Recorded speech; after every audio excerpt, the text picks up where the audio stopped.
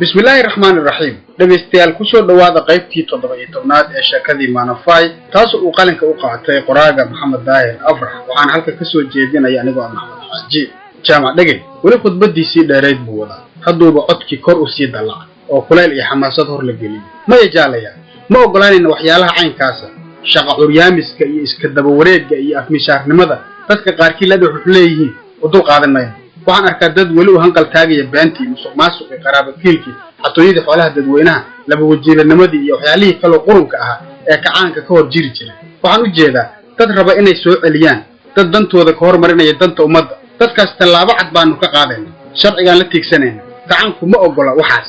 sacab xamaasad laba hadalkii ka kala duwan axmed waxba kama sabcina yaab iyo fikir buu hoos leh ajaa'ib maansha la yiri afow yeelka uuro alla ku ma abahay baa ninka sidan u hadlaya waa kuma ninkan dhaleecaynaya danaysiga musuqmaasuqa iyo wixii lamid ah waa yaab abahay maxalay intii la hurday buu isbedel oo kacanyaha noqday mise weligii sidaanay isaga soo horjeedi jireen khudbooyinka uu halkan ka jeediyo iyo kuwa uu guriga noogu akhriyo laba wajiilanimada uu sheegaya soo taas ma aha soo foolxumo ma aha haddii shaqaaluhu taa ku gartaan allow aabteen aslo ninkii shaqada sagsaaga jaamac baa weli wax la ridaya tallaaban ka qaadayna waa in la ilaaliyaa dishibliinka iyo waqtiga shaqada taas dambe waa ka dhab ma jecla in shaqada la sagsaago in dishibliinka la jabiyana uu ka dhinta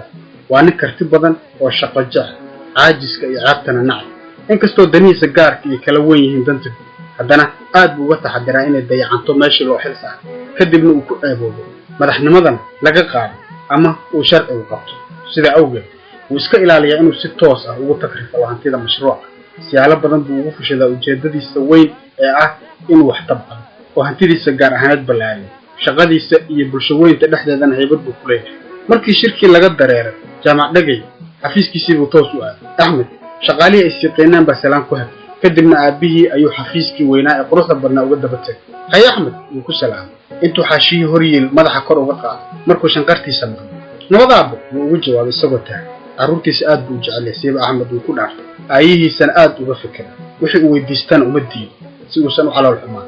sidaasuu isagoon raalli ka ahayn uga yeelay inuu guri gaar ah dego markuu yidhi carruurta buuqeeda kuma dhex jiri kara wuxuuse la yaabo booqashadiisa kediska ah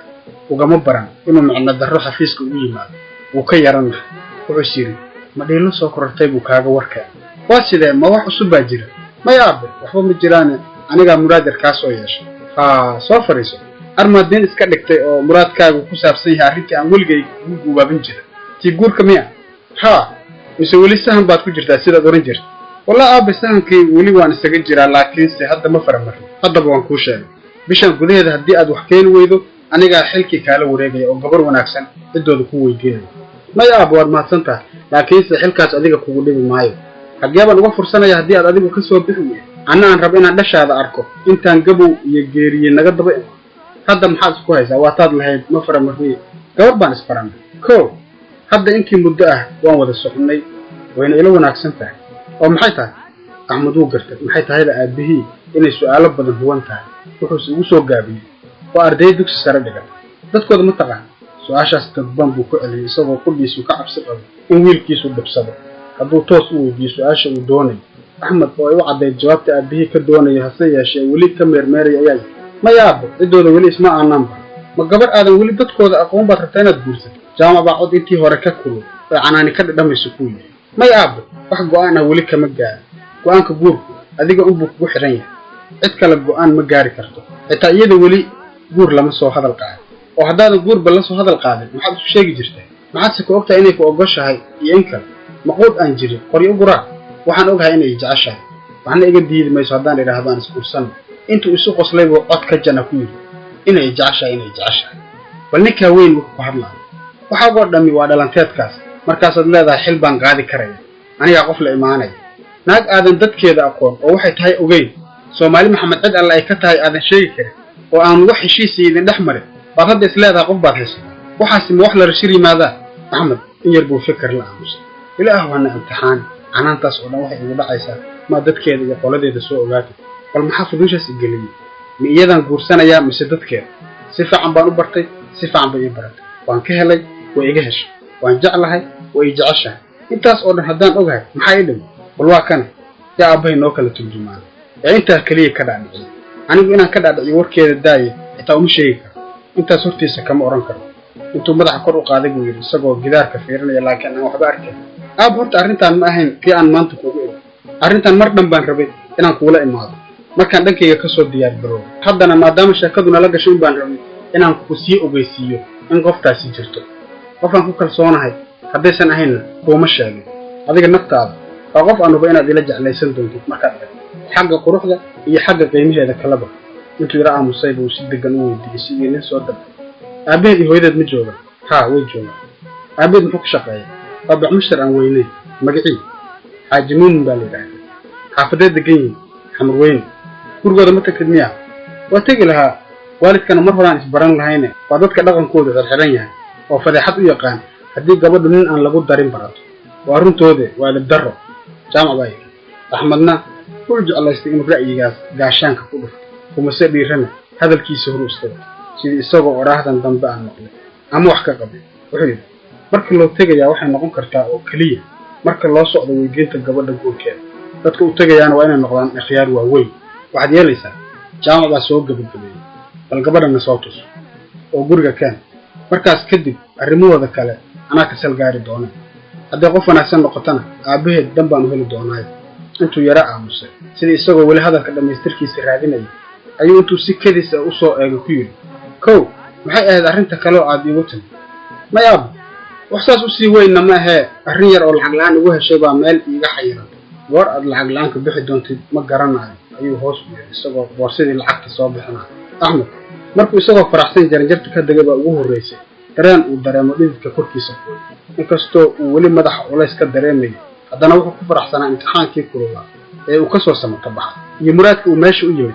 oo uu kusoo guulaystay waa tahay dhegaystayaal halkaa ayaanu kusoo afmeeraynaa qaybtii 17aad ee sheekada Maanafay oo uu qoray Maxamed Daahir Afrax halkaana uu idinkaga soo jeedinaya aniga Maxamed Xaaji intaanu qaybta dambe ku kulmi doono nabadgelyo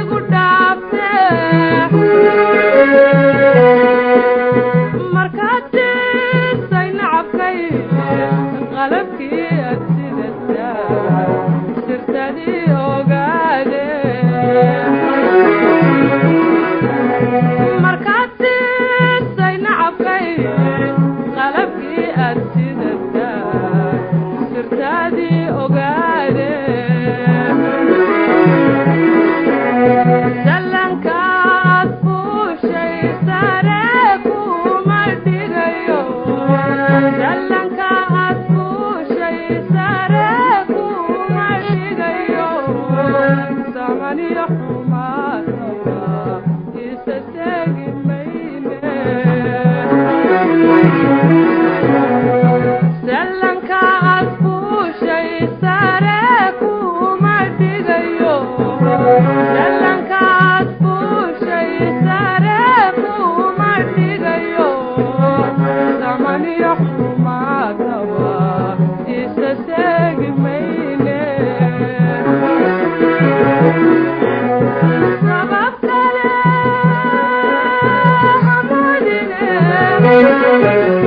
Baba